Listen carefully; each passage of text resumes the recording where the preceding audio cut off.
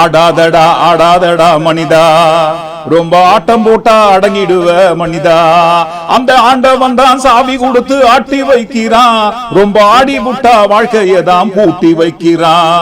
ஆடாதடா ஆடாதடா மனிதா, ரொம்ப ஆட்டம் போட்டா அடங்கிடுவ மனிதா. சும்மாங்கண்ணா, ஜஸ்ட் ஞாபகத்து வந்ததுங்கண்ணா இந்த பாட்டு. புதிய பூமி நண்பர்கள் அனைவருக்கும் வணக்கம். நான் ராஜ்பாபு. நாங்க தான் அப்பவே சொன்னோமேங்க, 3 தினங்களுக்கு முன்பாக வெளியிட்ட காணொலியில் கூட தெளிவா சொல்லியிருந்தோமே, பக்கா ஸ்கிரிப்ட் ஒர்க் அங்க போயிட்டு இருக்கோம். எப்படி எல்லாம் பேசணும், எப்படி எல்லாம் ஸ்கோர் பண்ணணும், என்ன மாதிரி பஞ்ச் அடிக்கணும், என்ன மாதிரி ஆக்ஷன்லாம் காட்டணுன்ற ஒரு ரிகர்ஸ் எல்லாம் பெரிய அளவில் போயின்னு இருக்கோம். 3 நாள் டைம் எடுத்து நல்லா ப்ரிப்பேர்டாக வருவாங்க, ஸ்கிரிப்ட் ஒர்க்கு பக்காவாக பண்ணியிருப்பாங்கன்னு சொன்னமே. சொன்ன மாதிரியே ஆயிடுச்சுங்க. நேற்றைய தினம் சினிமா மன்றத்தில் இது நாடகம் மன்றம், ரீல்ஸ் மன்றம், சட்டமன்றம் சொன்ன மாதிரியே ஆயிடுச்சு பாருங்க. நேற்றைய தினம் சட்டமன்றத்தில் ஒரு ஊர்ல ஒரு பெரியவர் வெயில் ரொம்ப ஜாஸ்தியா இருக்குன்னு சொல்லிட்டு கண்ணுக்கு மேல கை வச்சுக்கிட்டு இப்படி சுத்தி முத்தி தேடிக்கிட்டு இருந்தாராம். அப்ப கூட இருந்த ஒரு சின்ன பையன், என்ன தேடுறீங்க அப்படின்னு கேட்டானா. அதுக்கு அந்த பெரியவர் சொன்னாரா, அது ஒண்ணு இல்ல தம்பி, உங்க அப்பா இங்கதான் இருப்பாருன்னு சொன்னாங்க, அதான் தேடிக்கிட்டு இருக்கேன். எங்க உங்க அப்பாவையா காணோம்? எங்களுக்கும் நக்கலா நையாண்டியா சம்பந்தம் இல்லாத குட்டி கதை, இதெல்லாம் எங்களுக்கும் பேச தெரியும். செம்ம வைபு மோடுங்க. நேற்று ஃபுல்லாவே முழுக்க சட்டமன்றத்தில் சிஎம் சார் பேச தொடங்கியதுல இருந்து கடைசி வரைக்கும் பாருங்க, செம்ம வைபு மோட்ல இருந்தாரு. ரீல்ஸ் கொடுக்கணும் இல்லைங்களா, இது மக்கள்கிட்ட உண்மையை கொண்டு போய் சேர்க்கணும் இல்லைங்களா, கட்டுக்கட்டான உண்மையை கட்டுக்கட்டா கட்டணும் இல்லைங்களா, அதுக்காக தான் பாருங்க செம வைபு மோட்ல இருந்தார். அந்த வைபு மோட்ல தான் கதெல்லாம் சொன்னாரு. என்ன எதிர்கட்சியை பார்த்து, அதாவது பாருங்க, ஜெயிச்சு வந்து உட்காருவேன்னு சொன்னீங்களேன்னா 2வது தடவை ஆட்சியில், அந்த ஆட்சியில் எங்கே உட்காந்துருக்காங்கன்னு தேடுறவங்கன்னா உங்கள் அப்பாவை, அதை தான் பாருங்கள் அந்த கதை குறிக்குது. தேடுறாரு, ஆனால் பாருங்கள் தேடுற அந்த இடத்துல யாருமே இல்லை, எந்திரிச்சு போயிட்டாங்க. நீங்கள் சுற்றுற ரீலை சுற்றிட்டே இருங்கப்பா, நீங்கள் பரப்புற பொய்யை பரப்பினே இருங்க, கட்டுற அவதூறை கட்டிக்கினே இருங்க, நாங்கள் பாட்டுக்கு போகிறோன்ட்டு போயிட்டாங்க. அவர் எந்திரிச்சு போயிருக்கக்கூடாது என்பது எங்களுடைய எண்ணம், எங்களுடைய கருத்து. நண்பர்கள் உங்கள் பார்வைக்கு விட்டுறோம். உதயநிதி அவர்கள் சட்டமன்றத்தை விட்டு வெளியேறியது சரிதானான்ட்டு நீங்களே சொல்லுங்கள். அந்த உண்மை ஒரு ஓரமாகட்டும். இப்போ அந்த இடத்துல தேடும்போது எதிர்கட்சியை சேர்ந்தவங்க யாருமே இல்லை. செவுத்தை பார்த்து பேசுகிற மாதிரி தான் கண்ணாடியை பார்த்து பேசியிருந்தார். எதுக்காக இவ்வளோ வெறினே தெரியல. கேட்டாக்கா, நீங்கள் தான் வாயை திறங்கன்னு சொன்னீங்க, நான் வாயை தந்துட்டேன்னா. ஏற்கனவே 5 நிமிஷம் கொளத்தூரில் வாயை தந்ததுக்கு என்ன ஆச்சுன்னு எல்லாருக்குமே தெரியும். இருக்கட்டும், வாயை திறங்கன்னு சொன்னீங்க, திறந்தண்ணா அப்படின்னு சொல்கிறாங்க. அவங்க எதுக்காக வாயை திறக்க சொன்னாங்க? இந்த மாதிரி வாய்க்கு வந்ததை மேடையில் அடிச்சு விடுற மாதிரி அதுக்காக வாய் திறக்க சொன்னாங்க. 5 நிமிஷம் பேசுனதுக்கே கொளத்தூரி இந்த ஆட்டம் அடிச்சு பேசுனா அப்புறம் என்ன பண்றது? சட்டம் ஒழுங்கு சரியில்லை, பெண்களுக்கு பாதுகாப்பு இல்லை, பாலியல் வன்கொடுமைகள் தொடர்ந்து நடந்துட்டு இருக்கு பெண்களுக்கு. அப்படி பாலியல் வன்கொடுமை நடப்பதில் பெரும்பாலானவர்கள் உங்க கட்சியை சேர்ந்தவங்களா இருக்கிறாங்க, தொடர்ந்து உங்க கட்சியை சேர்ந்தவங்க கைதாயினே இருக்காங்க. அது குறித்து விளக்கம் கொடுங்கன்னு விளக்கம் கேட்டாங்க. எந்த கேள்வி கேட்டாலும் அந்த 2 அமைச்சர்கள் மட்டும்தான் எந்திரிச்சு பதில் சொல்றாங்க. சிஎம் துறையை குறித்து கேட்டா கூட அவர் வாயை திறக்க மாட்டாரு, வாயை திறங்க சிஎம் தாங்க. அது சம்பந்தமாக கேட்குற கேள்விக்கு பதில் சொல்லாமல், சம்பந்தம் இல்லாமல் பிரச்சார மேடையில் ரசிகர்களுக்கு வைபை கொடுக்குற மாதிரியே அந்த சட்டமன்றத்திலையும் பிரச்சார மேடையில் பிரச்சார துணியில் எப்படி பேசுவாரோ அதே மாதிரி தாங்க பேசியிருக்காரு. முதல்ல இந்த பிரச்சனை எங்கிருந்து ஸ்டார்ட் ஆகுதுன்ட்டு நண்பர்கள் எல்லாரும் நேற்று முதல் பார்த்துட்டு இருப்பீங்க. இருந்தாலும் பாருங்க, ஆதாரபூர்வமாக தெளிவாக இந்த பிரச்சனை எங்கிருந்து ஆரம்பிக்குதுன்ட்டு நம்ம அடுத்து பார்ப்போம். ஃபர்ஸ்ட் சிஎம் சார் ஒரு குட்டி கதை சொன்னார் இல்லைங்களா. Once more please. உங்க அப்பா இங்கதான் இருப்பாருன்னு சொன்னாங்க, அதான் தேடிக்கிட்டு இருக்கேன். எங்க உங்க அப்பாவையா காணோம்? எங்களுக்கும் நக்கலா நையாண்டியா சம்பந்தம் இல்லாத குட்டி கதை. அந்த குட்டி கதையோட தலைப்பு அப்பாவை காணோம். இருக்கட்டும், தப்பு கிடையாது. இப்போ சிஎம் சார் சொன்ன இதே குட்டி கதை மாதிரியே நம்ம ஒரு குட்டி கதை சொல்லலாமா? அதாவது ஒரு இரும்பு கூண்டு, அந்த இரும்பு கூண்டுக்குள்ள வேண்டாம், மிச்சத்தை சம்பந்தப்பட்டவங்க சொன்னாதான் தெளிவாக இருக்கும். இப்படின்னு ஒரு குரூப்பை ஃபார்ம் பண்ணிட்டு, ஒரு ஆன்லைன் குரூப், ஒரு ட்விட்டர் குரூப்னு வச்சுக்கோங்க. அந்த குரூப்பில் விஜயும் இருக்கார். விஜய்க்கு வெளியே நடக்கிறதே தெரியாத ஒரு இரும்பு கூட்டுக்குள்ள கொண்டு வச்சுட்டாங்க. ஸோ இந்த குரூப்பில் என்ன பண்ணுறாங்கன்னா, காலையில் கிரியேட் பண்ணுறாங்க ஒரு நியூஸை. சப்போஸ் என்ன எடுத்துங்க, அப்பா நேற்று இந்த இடத்துல பேசுனது தப்பாக பேசிட்டாரு, உங்களை டேமேஜ் பண்ணிட்டாரு அப்படின்னு ஒரு போஸ்ட்டை போட வைக்கிறாங்க. தே ஆர் கிரியேட்டிங் ஒரு ஃபால்ஸான ஒரு விஷயத்தை, அது நடந்திருக்காது, ஒரு ஃபால்ஸான விஷயத்தை போட வைக்கிறாங்க. ஒருத்தன் போடுறானா, காலையிலேருந்து சாயந்தரத்துக்குள்ளே இந்த 100 பேரை வச்சு அதை திருப்பி திருப்பி ஷேர் பண்ணுறது, ட்வீட் பண்ணுறது, லைக் பண்ண வைக்கிறது, இப்படி பண்ணுறாரு. ஸோ விஜய் அதை பார்க்குறாரு. ஒரு பொய் 10 தடவை சொன்னாவே உண்மையாயிடும். 50 தடவை சொல்கிறானுங்க, 100 தடவை சொல்கிறானுங்க ஒருத்தன். ஸோ அங்கே ஒரு பொய் உண்மையாக்கப்படுகிறது. நாங்கள் சொல்லலைங்கன்னா எங்களுக்கு இதுக்கு எந்த சம்மந்தம் இல்லைங்கன்னா சேசி சார் சொல்கிறத அப்படியே எடுத்து போடுறோம். கட்சி அளவில் இருக்கும்போது சோஷியல் மீடியாவோட பேஜிலெல்லாம் ஒரே பொய்யை மாற்றி ஆட்களை வைத்து அந்த குரூப்புக்குள்ளே இருக்கிற டிவிகே கட்சியோட ஆட்களை வச்சே பொய்யை ஒன்று கிரியேட் பண்ணி அந்த பொய்க்கு ஒரு தலைப்பு வச்சு அந்த தலைப்பை உண்மையாக மாற்றுவதற்கு 5, 10, 100, 500, 1000 ஷேர் பண்ணிட்டே இருப்பாங்களாமே. காலையில் தொடங்கி சாயங்காலம் வரைக்கும் ஷேர் பண்ணிட்டு இருப்பாங்களாமே. அந்த பொய்யை உண்மையாக மாறுற வரைக்கும் அன்றைக்கு தொடங்கி அந்த நெரேட்டிவ் செட்டு ஒரு பொய்யை திரும்ப எந்த ஒரு ஆதாரம் இல்லாமல் பரப்பி அந்த பொய்யை உண்மையாக மாற்றக்கூடிய அந்த நெரேட்டிவ் செட்டு இன்றைக்கும் பாருங்க அதிகாரப்பூர்வமாக சட்டமன்றத்திலே பரப்புறாங்க. என்ன கேட்டாங்க எதிர்கட்சியை சேர்ந்தவங்க? முதல்ல இந்த பிரச்சனை எங்கிருந்து ஆரம்பிச்சது? பார்ட்டி ஃபண்டு கிட்ட இருந்து ஆரம்பிச்சது. டாஸ்மாக்ல முறைகேடாக ஒவ்வொரு கேஸுக்கும் ஒரு குறிப்பிட்ட அமௌண்ட்டை கலெக்ட் பண்றாங்க. அப்படி கலெக்ட் பண்ணுவதன் மூலமாக போற பார்ட்டி ஃபண்டு கோடிக்கணக்கில், ஒரு மாசத்துக்கு 100 கோடி. அப்ப யோசிச்சு பாருங்க, இத்தனை வருஷத்துல 2 கட்சிகளும் சேர்ந்து எவ்வளவு கொள்ளையடிச்சிருப்பாங்க இந்த பார்ட்டி ஃபண்டு மூலமாகன்னு ஆரம்பிக்கிறாங்க. அப்படி ஆரம்பிக்கும் போது கட்சி பெயரை குறிப்பிடவில்லை, பார்ட்டி ஃபண்டுன்னு ஆரம்பிக்கிறாங்க. அந்த துறையோட அமைச்சரை கேட்டுதான் அவர் சிஎம் சார் சொல்றாரு. டாஸ்மாக்ல அது என்னப்பா அது பேரு? பார்ட்டி ஃபண்ட் கட்சி நிதி அப்படின்ற பேர்ல அடிச்ச கொள்ளையெல்லாம் ஒண்ணா இப்போ கவர்மெண்டோட கஜானாவுக்குள்ள கொண்டு சேர்த்துக்கிட்டே இருக்கிறோம். அங்கதான் அந்த இடத்துல தான் பிரச்சனை ஆரம்பிக்குது. போற போக்கில் பொத்தாம் பொதுவா ஆதாரம் இல்லாமல் அடிச்சு விட்டு போகாதீங்க. தைரியம் இருந்தா ஆதாரம் கொடுங்கன்னு எதிர்கட்சி கேட்கறாங்க. நீங்க உட்காருங்க. நேற்று நான் பேசும்போது சில அமைச்சர்கள் குறுக்கிட்டு பேசினாங்க, அதற்கு நீங்க அனுமதி கொடுத்தீங்க. அதே மாதிரி இன்னைக்கு முதலமைச்சர் பேசும்போது சில வார்த்தைகள், தவறான வார்த்தைகள் பேசுறாரு. அவர் பார்ட்டி ஃபண்ட் அப்படின்னு சொல்லியிருக்கிறாரு. அவர் அமைச்சர் அந்த பார்ட்டி ஃபண்ட் எந்த பார்ட்டின்னு கூட சொல்ல, தைரியம் இருந்தா சொல்லுங்க, நாங்க அதெல்லாம் ஃபேஸ் பண்ண தயாரா இருக்கோம். எதையும் ஆதாரத்தோடு எதையும் பேசுங்க. நீங்க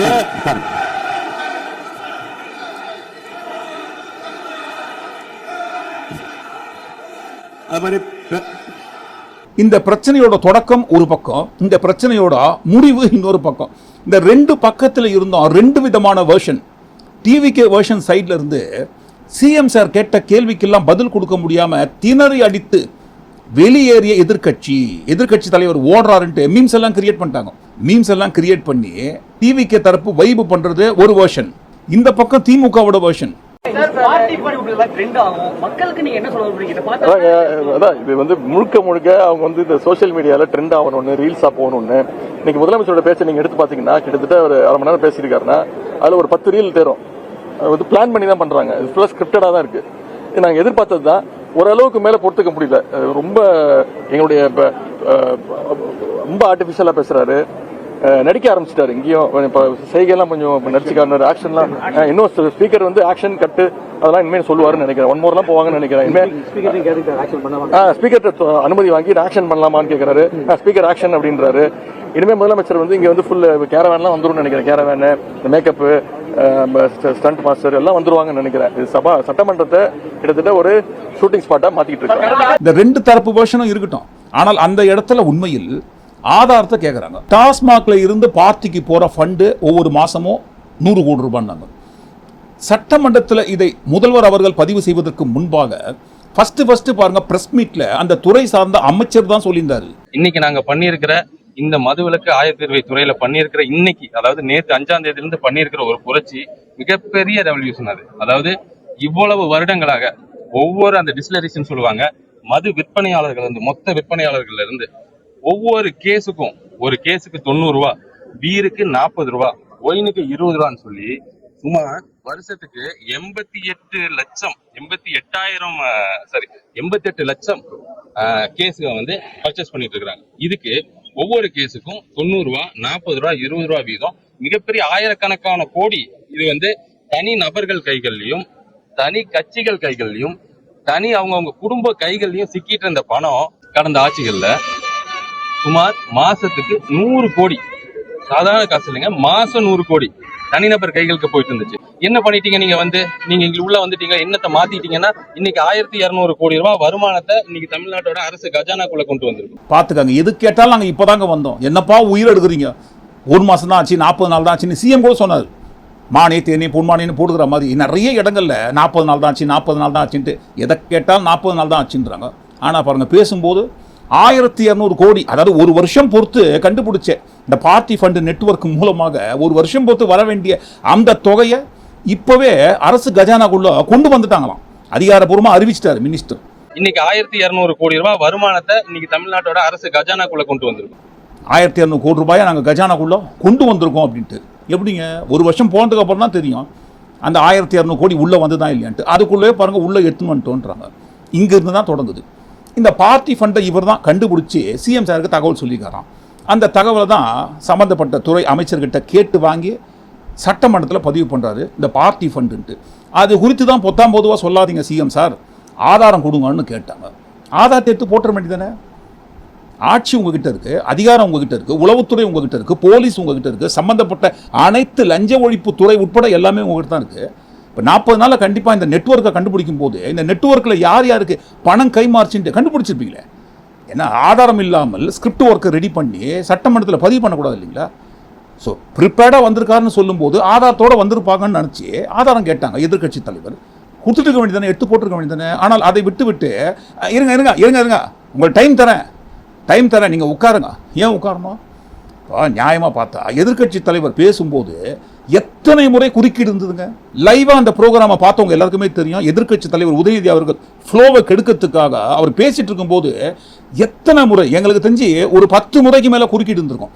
அப்படி குறுக்கிட்ட அனைத்து அமைச்சர்களுக்கும் சபாநாயகர் அவர்கள் அனுமதித்தார், நேரம் கொடுத்தாரு, பேசினே இருப்பார் உதயநிதி அவர்கள். உடனே டக்குன்னு ஒரு அமைச்சர் எந்திரிப்பார். இருங்க நீங்கள் இருங்க மாண்புமிகு அமைச்சர் எந்திரிக்காரு. பேசுங்க பேசுங்களா, நீங்கள் பேசுங்க. பேச ஆரம்பிக்கிறாரு. இருங்க இன்னொருத்தர் அமைச்சர் எந்திரிக்காரு, மாண்புமிகு எந்திரிங்க, பேசுங்க. இதே மாதிரி தாங்க ஒரு 10 முறைக்கு மேலே எதிர்க்கட்சி தலைவர் ஃப்ளோவை கெடுக்கிறதுக்காக குறுக்கிட்ட அனைத்து அமைச்சர்களுக்கும் நேரம் வழங்கப்பட்டது. ஆனால் நேற்றைய தினம் முதல்வர் அவர்கள் சட்டமன்றத்தில் பேசிட்டு இருக்கும்போது ஒரே ஒரு குறுக்கீடு, ஆதாரம் இல்லாமல் போகிற போக்கில் பொத்தாம் பேசாதீங்க, ஆதாரம் இருந்தால் எடுத்து போடுங்கன்னாங்க. ஒரே ஒரு குறுக்கீடு. அது குறித்து கேள்வி கேட்பதற்கு கூட பதில் சொல்லாமல் இருங்க நீங்கள் உட்காருங்க. எதுவாக இருந்தாலும் சிஎம் சார் பேசி முடிக்கிட்டோம். ஏங்க நான் பேசிட்டு இருக்கும்போது குறுக்க எத்தனை பேர் எந்திரிச்சாங்க. நீங்கள் எல்லாருக்கும் டைம் கொடுத்தீங்களே, அதே மாதிரி எங்களுக்கும் நியாய பிரகாரம் டைம் கொடுங்கன்னு கேட்டால் அந்த இடத்துல சபாநாயகர் சார் அவர்கள் ஒரு பதில் சொன்னார் பார்த்தீங்களா. முதல்வர் அவர்கள் கோர்வையாக நிதானமாக சொல்லிக்கொண்டே இருக்கிறார். நீங்கள் குறிப்பெடுத்து வைத்துக் கொள்ளுங்கள். பேசி முடித்தவுடன் நான் உங்களுக்கு அவகாசம் தருகிறேன். நீங்க ஒண்ணு சொல்லுங்க, என்ன என்பதை நீங்க சொல்லுங்க. சொல்லுகிற சபாநாயகர் அவர்கள் க்ளூ கொடுக்குறாருங்க. எதிர்க்கட்சிகள் எல்லாருக்கும் க்ளூ கொடுக்குறாரு. எப்பா இதை விட எப்படிப்பா மறைமுகமா உங்களுக்குலாம் நான் சொல்ல முடியும். ஒரு ஃப்ளோல ஒன்று போயினுக்குதுப்பா, ஃப்ளோவா பேசினுக்காருப்பா. ரொம்ப கஷ்டப்பட்டு 72 மணி நேரம் 3 நாள் டைம் எடுத்து நீங்க கேட்ட கேள்விக்கெல்லாம் பதில் சொல்ல முடியாது. இருந்தாலும் பாருங்க, ஏதாவது ஒன்று பண்ணி அடிச்சு ஸ்கோர் பண்றதுக்காக 3 நாள் வெயிட் பண்ணி ரொம்ப கஷ்டப்பட்டு ஸ்கிரிப்ட் ஒர்க் பண்ணி ரிஹர்சல் பார்த்து வந்திருக்காருப்பா. கோர்வையாக பேசினுக்காருப்பா. அந்த கோர்வைன்ற வார்த்தை தான் பாருங்க குழு. கோர்வையாக இதுக்கு மேல எப்படிப்பா நான் ஓப்பனா சொல்ல முடியும்? கோர்வையா போயினுக்குதுன்ட்டு உங்களுக்கு கொடுக்குற குழுப்பாது. அந்த கோர்வையை கெடுத்துறாதீங்கப்பா. ஒரு ஃப்ளோல ஆர்டரா பேசினுக்காரு. டக்குன்னு யாராவது குறுக்க வந்தீங்கன்னா அந்த காமெடியில வர மாதிரி ஃப்ளோ கெட்டு போய் மறுபடியும் முதல்ல இருந்து பேச ஆரம்பிப்பாரு. கோழி கொக்கரன்னு கூவச்சின்ட்டு அங்கிருந்து ஆரம்பிக்க வேண்டிய சூழ்நிலை உருவாயிடும். ஃப்ளோவை கெடுக்காதீங்கப்பா, கோர்வையா போயினுக்குதுப்பான்னு அழுத்தி குழு கொடுக்குறாருங்க. குழு கொடுத்தீங்கன்னா நாங்கள் கேட்டுக்கணுமா? ஃப்ளோவை கெடுக்காதீங்கப்பா, நீங்க சொல்றது எங்களுக்கு புரியாதா? அவர் ரிஹர்சல் பார்த்து தான் இங்கே வந்து பேசினுக்காருன்னு எங்களுக்கு தெரியாதா? நீங்கள் கோர்வையாக போகுது வெயிட் பண்ணுங்கன்னா நாங்கள் வெயிட் பண்ணணுமா? அதெல்லாம் பண்ண முடியாது. ஆதாரம் தான் எடுத்து போட்டு பேசுங்கன்னு எதிர்க்கட்சி தரப்புலேருந்து கேட்குறாங்க கேள்வி. ஆதாரம் தான் கொடுங்க, ஆதாரமற்ற குற்றச்சாட்டுகளை வைக்காதீங்கன்னு. என்ன பாருங்க, எதிர்க்கட்சி தலைவர் இந்த குதிரை பேரத்தை குறித்து பேசும்போது குதிரை பேரம் கழுத பேரெல்லாம் பேசக்கூடாது. சபாநாயகர் அவர்கள் சொன்னது குதிரை பேரம் கழுத பேரெல்லாம் பேசக்கூடாது, ஆதாரம் இருந்தால் பேசணும், ஆதாரம் இல்லாத விஷயத்தை பற்றிலாம் பேசக்கூடாதுன்ட்டு தெளிவாக ஆணித்தரமாக பதிவு பண்ணுறாரு. இந்த குதிரை பேரம் கழுதை பேரம் என்பதை பற்றியெல்லாம் பேசுவதற்கு இடமல்ல. இது ஆதாரம் இல்லாமல் எந்த பேரத்தை பற்றி பேசுவதை நான் அனுமதிக்க முடியாது. அடுத்த இதுக்கு போகலாம். அப்போது அந்த தரப்பில் ஆதாரம் கேட்கும்போது நீங்கள் இந்த தரப்பில் ஆதாரம் கேட்கணும் இல்லைங்களா? ஆதாரம் இருந்தா பேசுங்க சார், யாரா இருக்கட்டும், யாரா இருந்தாலும் ஆதாரம் இருந்தா பேசுங்க, இல்லைன்னா எதிர்க்கட்சிகள் கேட்கிற ஆதாரத்தை எத்து போட்டு பேசுங்கன்னு சொல்லணும் இல்லைங்களா? சொல்லலீங்களே.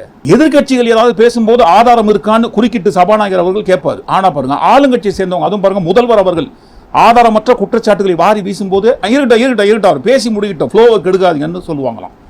இந்த இடத்துலையும் பாருங்க, ஒரு கண்ணில் வெண்ணெய், இன்னொரு கண்ணில் சுண்ணாம்பு. அடுத்த சுண்ணாம்பு இது அடுத்த விஷயம், இந்த சட்டமன்றத்திற்கென்று ஒரு மாண்பு இருக்கு. அந்த மாண்பை யாரும் கெடுக்கக்கூடாது. என்ன லைவ் போயினுக்குது, ஒரு சில சட்டமன்ற உறுப்பினர்கள் ரொம்ப தேவையில்லாத ஆக்ஷன்லாம் நீங்க காட்டுறீங்க, அப்படிலாம் காட்டக்கூடாது அப்படின்னு சொல்லி வார்னிங் கொடுத்தாரு. ஞாபகம் இருக்குங்களா? நேற்றைக்கு முன்தினம் சபாநாயகர் அவர்கள் இந்தியாவில் உள்ள பிற சட்டமன்ற பேரவைகளுக்கு எடுத்துக்காட்டாகவும் நூற்றாண்டு வரலாற்று பெருமை கொண்ட இந்த மாமன்றத்தின் மரபினை காத்திடும் வகையிலும் கண்ணியத்தினையும் மாண்பினையும் உயர்த்தி பிடிக்கும் வகையிலும் பேரவையின் சில நிகழ்வுகள் நேரலையில் ஒளிபரப்பு செய்யப்படுவதால் மாண்பு உறுப்பினர்கள் தங்களது பொறுப்பினையும் கடமையினையும் உணர்ந்து இதுபோன்ற கண்ணிய குறைவான செயல்களில் இனிவரும் காலங்களில் ஈடுபடக்கூடாது என அறிவுறுத்துகிறேன். இதுபோன்ற செயல்கள் தொடர்ந்தால் அந்த செயல் அவையின் உரிமை மீறலாக கருதப்பட்டு சம்பந்தப்பட்ட உறுப்பினர் மீது நடவடிக்கை எடுக்கப்படும் என்பதையும் நான் தெரிவித்துக் கொள்கிறேன். தப்பே கிடையாது. கண்டிப்பா சட்டமன்றத்தில் யார் அந்த மாதிரி பண்ணாலும் கண்டிப்பா வார்னிங் கொடுக்கணும். ஆனா பாருங்க, இந்த வார்னிங் எல்லாம் எப்படிங்கண்ணா, ஒரு தரப்புக்கு தான் கொடுப்பீங்களாண்ணா, இன்னொரு தரப்புக்கு கொடுக்க மாட்டீங்களாண்ணா? ஆதாரம் இங்க இருக்குங்கண்ணா. பர்மிஷன் பண்ணலாமா? இப்பவும் பண்ணலாம், ஒன்றும் தப்பு இல்லை.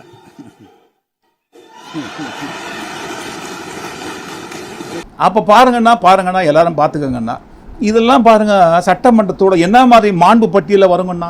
லைவா பார்த்துன்னுக்குறாங்க, சட்டமன்ற உறுப்பினர்களின் நடவடிக்கைகளை மக்கள் லைவா பார்த்துன்னுக்குறாங்க. அதனால பாருங்க, பொறுப்பை உணர்ந்து பொறுப்போடு செயல்படுங்கன்னு சொன்ன அந்த பொறுப்பு இங்க எப்படிங்கண்ணா? இதெல்லாம் சட்டமன்றத்தோட மாண்பு பட்டியலில் வரக்கூடியதுங்களா? இதுல ஒரு கொடுமைன்னா அனுமதி கேட்கறாரு. அந்த ஆக்ஷனை காட்டுறதுக்கு முன்னாடி அனுமதி கேட்கறாரு. இல்ல பரவாயில்ல, இல்லைனாலும் நீங்க தாராளமா பண்ணலான்னு அனுமதி கொடுக்குறாருங்க. பர்மிஷன் பண்ணலாமா? இப்பவும் பண்ணலாம், ஒன்றும் தப்பு இல்லை. எதிர்க்கட்சியோட சட்டமன்ற உறுப்பினர்களுக்கு மாண்பு என்னவென்றால் பாடம் எடுத்து அவரே தான் பாருங்க இந்த மாதிரி ஆக்ஷன்லாம் சட்டமன்றத்தில் காட்டுறதுக்கு ஓப்பனா அனுமதியே கொடுக்குறாரு. ஆதாரம் கேட்டா கொடுக்க மாட்டீங்க, ஆதாரமற்ற குற்றச்சாட்டை வாரி வீசுவீங்க. எந்த ஒரு கேள்வி, நியாயமான கேள்வி கேட்டா அதற்கு நியாயமான பதில சொல்ல மாட்டீங்க. சம்பந்தம் இல்லாம பேசுங்கன்றீங்க. ஆனா பேசினா எல்லாரும் போயிடுறீங்க. 5 நிமிஷம் பேசுறதுக்கே கொளத்தூர்ல என்ன கெதி ஆச்சுன்னு உங்களுக்கு தெரியாதுங்களான்னா இதான் பதிலா? சட்டம் ஒழுங்கை குறித்து கேள்வி கேட்டால் அதுக்கு உடனே பாருங்க, ஆதவர்ஜுனா அவர்கள் எதை குறித்து கேள்வி கேட்டாலும் மானை தேனே பொன்மானேன்னு போட்டுக்கிற மாதிரி, ஸ்கூல் பசங்க மாதிரி. என்னப்பா கொளத்தூர் ஞாபகம் இருக்கா? 5 நிமிஷம் தலைவரை பேசுறதுக்கு என்ன மாதிரி ஆச்சுன்னு பார்த்தீங்களான்ட்டு ஆதவர்ஜுனா அவர்கள் மேடையில் பேசுறதா அப்படியே காப்பி அடிச்சு, அடா பாவீங்களா புள்ளையா சுழிய கூட காப்பி அடிப்பீங்களாடான்ட்டு விவேக் சொல்ற மாதிரி மேடையில் ஆதவர்ஜுனா பேசுறத கடன் வாங்கி பேசுறாருங்க. வாயத்திறங்கன்னு சொன்னீங்க, கொளத்தூர்ல வாயத்திறந்தேன், காலி ஆயிட்டீங்க அப்படின்ட்டு. சட்டமன்றத்தில் பேசுற பேச்சுங்க இதெல்லாம். நீங்க என்ன வேணா பேசுங்கப்பா, ஆதாரத்தை எடுத்து போட்டு பேசுங்கன்னு கேட்க சொல்ல கேட்காம ஆதாரமே கொடுக்காம சிஎம் சார் தான் பேசுவார். அவர் ஃப்ளோவை கெடுக்காதீங்கன்னு சொன்னதை அடுத்து தான் பாருங்க, சரிப்பா நீங்க பேசிங்கப்பா, பிரச்சனை கிடையாது, நாங்க கிளம்புறோம்னு சொல்லி எதிர்க்கட்சி உதயநிதி அவர்கள் வெளியே போயிட்டாரு. கேட்டாக்க என்ன சொல்லுவாங்க, என்னங்க அது முதல்வர் அவர்கள் பேசி முடிச்சதுக்கு அப்புறம் தான் சபாநாயகர் தான் எதிர்க்கட்சிக்கு டைம் கொடுக்குறேன்னு சொன்னாதே. எதையும் ஆதாரத்தோடு எதையும் பேசுங்க. அவர் முடித்த பிறகு எதிர்க்கட்சி தலைவருக்கு நான் நிச்சயமாக வாய்ப்பு தருவேன். அவர் கேள்வி கணைகளை தொடுக்கலாம், சந்தேகங்களை கேட்கலாம். அவர் தான் டைம் கொடுக்குறேன்னு சொன்னார் இல்லைங்களா? வெயிட் பண்ணி பேச வேண்டியதானே, ஏன் எந்திரிச்சு போனார்ன்ட்டு ஒரு பக்கம் கேள்வி. எதிர்க்கட்சி தலைவரான உதயநிதி அவர்கள் சட்டமன்றத்தை விட்டு வெளியேறியதை குறித்து 2 பக்கம் விமர்சனம் வைக்கிறாங்க. ஒன்று, இல்லைங்க அவர் வெளியே போனது நல்லது தான், நியாயம்தான், டைம் கொடுக்குறேன்னு சொல்றாங்க. சிஎம் சார் பேசி முடிக்கிட்டோம், அதற்கு பிறகு உங்களுக்கு டைம் கொடுக்குறேன்னு சொல்றாங்க. ஆனால் டைம் கொடுத்தா தான் போச்சுங்க. ஏன்னா அங்கே என்ன மாண்போட நடக்குதாங்க. இதுக்கு முன்னாடி எதிர்க்கட்சி தலைவர் பேசி முடித்ததற்கு பிறகு அவை முடிந்தது, எல்லோரும் கலையலாம் அப்படின்னு சபாநாயகர் அவர்கள் அறிவிச்சிட்டாரு. வாய்ப்புக்கு நன்றி கூறி விடைபெறுகின்றேன். நன்றி, வணக்கம். பேரவையின் இந்திய நிகழ்ச்சிகள் இத்துடன் முடிவுற்றன. அறிவித்ததற்கு பிறகு ராஜ்மோகன் அவர்கள் எந்திரிக்கிறாரு. அவர் எந்திரிச்சவன சபாநாயகர் என்ன சொல்லிருக்கணும், இல்லைங்க அப்படிலாம் பண்ண முடியாதுங்க, அவை நேரம் முடிஞ்சிச்சு, நான் அறிவிச்சிட்டேன், இன்னொரு நாள் பார்த்துக்கலாம் போங்க அப்படின்னு சொல்லிட்டு இருக்கணும். ஆனா பாருங்க, அவை நேரம் முடிந்து விட்டதுன்னு சொல்லிய பிறகு அவர் எந்திரிக்கிறாரு. மாண்புமிகு பேசுங்க பேசுங்க, எவ்வளவு நேரம் பேசுங்களோ பேசுங்க. பேரவையின் இந்திய நிகழ்ச்சிகள் இத்துடன் முடிவுற்றன. மாண்புமிகு பள்ளிக்கல்வித்துறை அமைச்சர் பேசுங்க. 40 நாள் விரதம் முடிப்பது போல அதை குறிப்பிட்டு தான் எதிர்க்கட்சி தலைவர் உதயநிதி அவர்கள் சொன்னாரு. நாங்க வீட்டுக்கு போனதுக்கு அப்புறம் கூட பாக்குறோம், டிவி ஆன் பண்ணி அவர் பாட்டுக்கு பேசிட்டு இருக்காரு. பேரவைத் தலைவர் அவர்களே, நேற்று நான் பேசி முடிஞ்சோடனே நீங்க அவை முடிஞ்சிருச்சுன்னு சொல்லிட்டீங்க. நாங்களாம் வீட்டுக்கு போயிட்டோம். வீட்டுக்கு போய் டிவி போட்டு பார்த்தா அங்க இன்னொரு அமைச்சர் வந்து இன்னும் பதில் சொல்லிட்டே இருந்திருக்கிறாரு. நாங்க இப்ப என்ன பதில் இது, என்ன மரபு இது? ஸோ இந்த மாதிரி முறை இல்லாமல் முடிஞ்சு போச்சுன்னு சொன்னதுக்கு அப்புறம் முடிந்த இடத்துல இருந்து ஸ்டார்ட் பண்ற இவங்க எப்படிங்க நேர்மையா நடந்துப்பாங்க? ஒருவேளை எதிர்க்கட்சி தலைவர் வெயிட் பண்ணி அவர் தான் டைம் கொடுக்குறேன்னு சொல்றாருன்ட்டு நம்பி உட்காந்து சிஎம் பேசி முடிச்சதுக்கு அப்புறம் முடிந்ததா ஆட்டம் கட்டுங்கப்பா மூட்டையை சிஎம் சார் பேசி முடிச்சாரு, அவை கலைகிறது, எல்லாரும் எஞ்சி வெளியே போங்கன்னு சொல்லிட்டாருன்னா அதனால தான் நீங்க வாரி இறைக்கிற அவதூற வாரி இறைச்சிங்கப்பா நாங்க போறோம்னு சொல்லிட்டு போயிட்டாங்க. அந்த போனதுக்கு அப்புறம் தான் பாருங்க பிளான் பண்ணி தான் வந்திருக்காரு. அவரே தெளிவா சொல்றாரு, அவங்க இருக்கும் போதே நான் இந்த ஆக்ஷனை காட்டணும்னு நினைச்சேன், ஆனா அவங்க போயிட்டாங்க, இருந்தாலும் எனக்கு காட்டணும்ட்டு ஆசையா இருக்கு, உங்க அனுமதியோட காட்டணும்னு பிளான் பண்ணி தான் வந்தேன்னு அவரே சொல்றாருங்க. அவங்க இருந்திருந்தா ஒரு ஆக்ஷன் பண்ணணும்னு எனக்கு தோணுச்சு. எல்லாரும் போயிட்டாங்க. பர்மிஷன் பண்ணலாமா? இப்பவும் பண்ணலாம், ஒன்றும் தப்பு இல்லை. எதிர்கட்சிக்கு முன்னாடி இந்த ஆக்ஷனை காட்டி நான் ஸ்கோர் பண்ணணும், அந்த ஸ்கோர் பண்ற காட்சி லைவ்ல ஏறணும், அந்த லைவ்ல ஏறின காட்சியை கிளிப்பிங்கை கட் பண்ணி எங்க ரூட் மீடியா பரப்பணும். இந்த காட்சியை பார்த்து பார்த்து பார்த்து அடுத்த ஒரு மாசம் வரைக்கும் எதை குறித்தும் கேள்வி கேட்கக்கூடாது. அடுத்து ஒரு மாசம் பொறுத்து தான் இந்த மாதிரி சட்டமன்றத்திலேயோ அல்லது ஏதாவது ஒரு மேடையிலையோ ஏதாவது நம்மளே பாருங்க விழா ரெடி பண்ணி சீன் போட முடியும். அந்த ஒரு மாசம் வரைக்கும் தீனி வேணும் இல்லைங்களா? ரூட் மீடியாவுக்கு ஃபாலோ பண்ற ஃபாலோவர்ஸ்க்கு, விஜய் அவர்களின் ரசிகர்களுக்கு ஏதாவது ஒரு தீனி வேணும் இல்லைங்களா? அந்த தீனி தான் சட்டமன்றத்தில் அரங்கேற்றப்பட்டிருக்கு. இந்த ஆக்ஷன் எங்கிருந்து ஸ்டார்ட் ஆச்சுங்க? எதுக்காக அந்த ஆக்ஷனை நான் காட்டினேன்ட்டு மு.க. ஸ்டாலின் அவர்கள் தெள்ள தெளிவா மேடையில் சொன்னாரு. அந்த ஒப்பந்தத்தை முடித்து விட்டு காரில் ஏறுகிற போது கையை எடுத்துட்டு சொல்லி அந்த ஆக்ஷனோடு காட்சியை பார்த்துருப்பீங்க. அதை நான் திட்டமிட்டு செஞ்சது இல்லை. காரில் ஏற வருகிற போது அங்க எதிரில் நின்று கொண்டு இருக்க பத்திரிக்கை பார்த்து என்ன முடிஞ்சிச்சாரு கேட்டாங்க. முடிஞ்சிருச்சு. அதாவது தாவேகா அரசில் இடம்பெற்றிருக்கும் காங்கிரஸ் 5 சீட்டோட இடம்பெற்றிருக்காங்க இல்லைங்களா? அந்த காங்கிரஸோட கூட்டணி பேச்சுவார்த்தை நடந்து கொண்டிருந்த சமயத்தில் தான் பாருங்க பிரஸ்ல கேட்கும்போது இல்லை ஒன்றும் பிரச்சனை இல்லை, காங்கிரஸோட கூட்டணி சீட்டெல்லாம் முடிஞ்சு போச்சுன்னு சொல்லி தான் அந்த ஆக்ஷன் காட்டுறாரு. அந்த ஆக்ஷனை கொளத்தூர் எம்எல்ஏ VS பாபு அவர்கள் தான் காப்பி பண்ணி 2 கையில காட்டினார், இப்படி இப்படி இப்படின்ட்டு. அந்த ஆக்ஷனை தான், அதாவது ஸ்டாலின் அவர்கள் காட்டின ஆக்ஷனை காப்பி பண்ணி கொளத்தூர் எம்எல்ஏ VS பாபு அவர்கள் காட்டின அந்த ஆக்ஷனை மறு காப்பி பண்ணி சிஎம் சார் சட்டமன்றத்தில் பதிவு பண்றாரு. இந்த மரியாதைன்னு சொல்லுவாங்க இல்லைங்களா? அது பிரச்சார மேடையிலேயே பாருங்க, அவரும் மரியாதையை பேச மாட்டாரு, அடுத்தவங்களுக்கும் மரியாதை என்னென்ன கற்றுக் கொடுக்க மாட்டாரு. இருக்கட்டும், தப்பு கிடையாது. இந்த மரியாதை குறித்த ஒரு குட்டி கதை ஒண்ணுக்குது, அதை ராஜ்மோகன் அவர்கள் சொன்னாதான் நல்லா இருக்கும். ஒரு டிபேட்ல பார்த்தேன், நீ என்ன மரியாதை இல்லாம எல்லா கட்சிக்காரங்களும் எடுத்து தெரிஞ்சு பேசுற அப்படின்னாரு. இன்னொரு வாட்டி அப்படி பேசினா உன்னை தூக்கிடுவேன் தோல்ல தட்டினாரு. இல்ல தலைவா, உங்களை பத்தி தப்பா பேசும்போது எனக்கு கோபம் வந்துருச்சு, அதனால கோபத்தின் வெளிப்பாடு என் நெஞ்சு அப்படியே வெடிச்சிச்சு. நெஞ்செல்லாம் வெடிக்க கூடாது, உள்ளே வச்சுக்க, இல்லைன்னா உன்னை என்ன பண்ணணும் அப்படின்னு திட்டிருக்காரு ஃபுல்லா. பாத்துக்கோங்க, லோயோலா மணி அரசியல் கட்சி தலைவர்கள் எல்லாரையும் மரியாதை இல்லாம பேசியிருந்தாராம். அதை பாருங்க பார்த்துட்டாராம் விஜய் அவர்கள். பார்த்துட்டு மரியாதையோட யாரா இருந்தாலும் பேசணும்ப்பா, மரியாதை கொடுத்து பேசணும், இன்னொரு வாட்டி இந்த மாதிரி அரசியல் கட்சி தலைவர்களுக்கு மரியாதை கொடுக்காம பேசுறத பார்த்தோம்னா திமுகவையும் அதிமுகவையும் திட்டினதுக்காக ஒரு மனுஷன் கூப்பிட்டு திட்டுறாரு, அப்படிலாம் நாகரிகம்லாம் பேசலாம்னு சொன்னா இவரை விட நாகரிகமான மனிதனை நீங்கள் எங்க பார்க்க முடியும்? உலகத்திலேயே பார்க்க முடியாது. ஸோ இந்த குட்டி கதையோட மாறல் மரியாதை மரியாதை மரியாதை கொடுக்கணும்ன்றாரு. அந்த இடத்துல ஏதாவது எங்கேயாவது அது வாழ்தா? உங்க அப்பா எங்கதான் இருப்பாருன்னு சொன்னாங்க, அதான் தேடிக்கிட்டு இருக்கேன். எங்க உங்க அப்பாவையா காணோம்?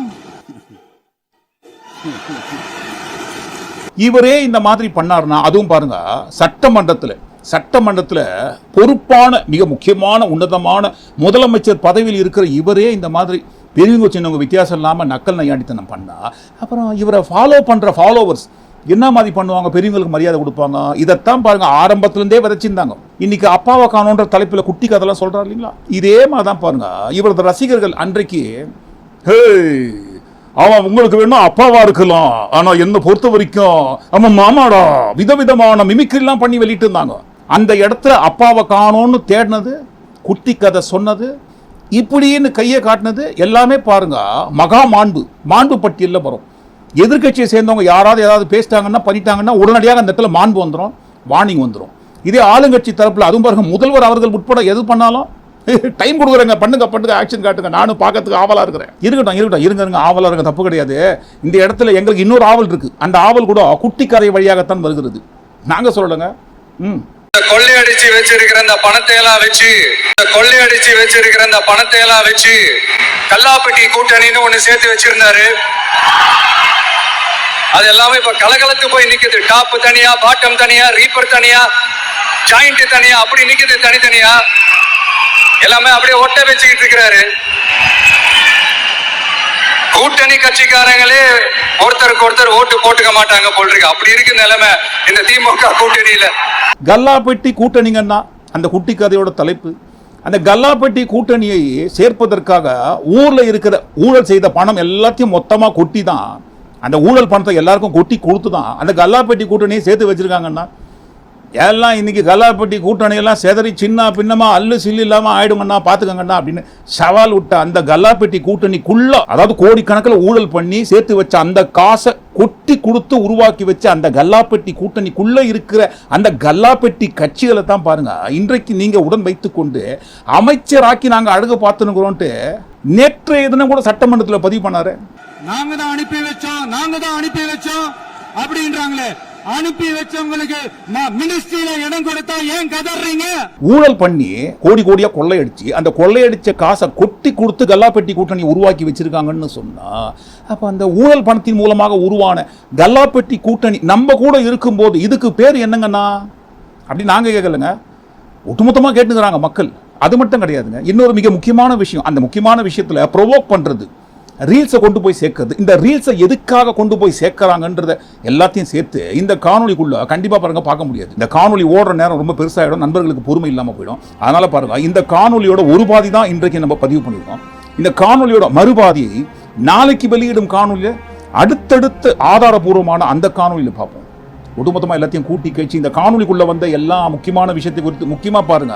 இந்த அப்பாவை காணும்னு நக்கல் பண்ணார் இல்லைங்களா, அது குறித்து உண்மையிலேயே நீங்க என்ன நினைக்கிறீங்கன்னு கண்டிப்பாக உங்க கருத்துல தவறாம பதிவு பண்ணுங்க. மீண்டும் நாளை காணொலி நாம் சந்திப்போம். நன்றி, வணக்கம்.